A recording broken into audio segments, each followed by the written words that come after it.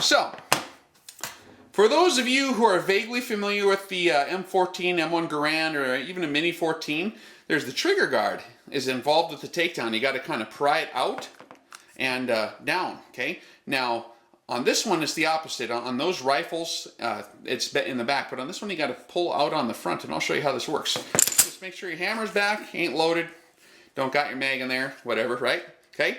Now, what we're going to do is we're going to pull out and down on the front. We're going to pry it out. See? Watch this carefully. See that?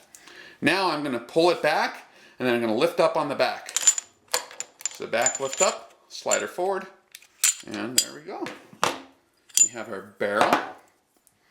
You can see the part where it cams, rotating barrel, right? It's a really nice chrome barrel here, it looks like. Maybe it's a stainless, but it's real smooth, really highly polished. And it was easy to wipe down. Pretty thick construction, really well made.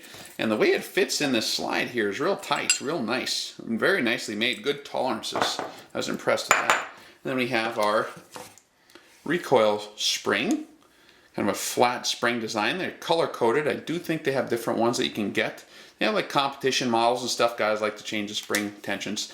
This spring rod guide here is fixed in there. Okay, in the frame. Now this frame, you know, when you're looking at it from the outside, oh, you say it's all polymer.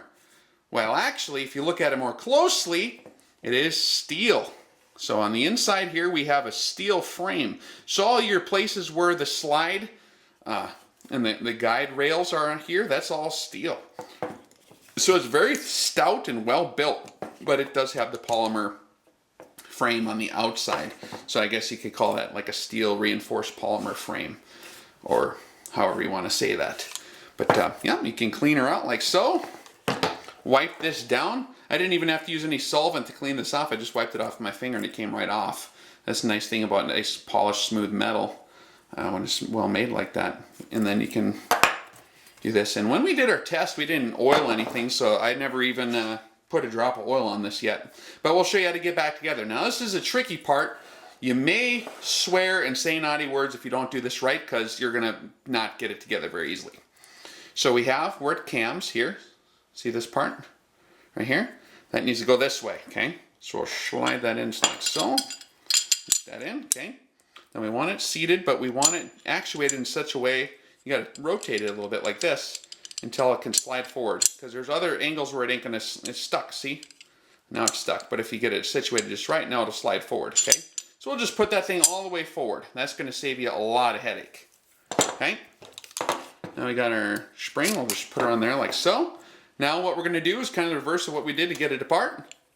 I'm just going to put her together like this. So I get my spring up in here, and I'm going to get it all the way back, and then I'm going to snap the back down once we're in there, okay?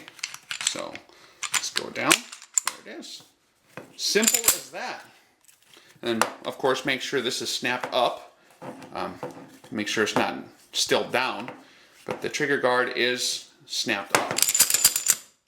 He's ready to rock and roll.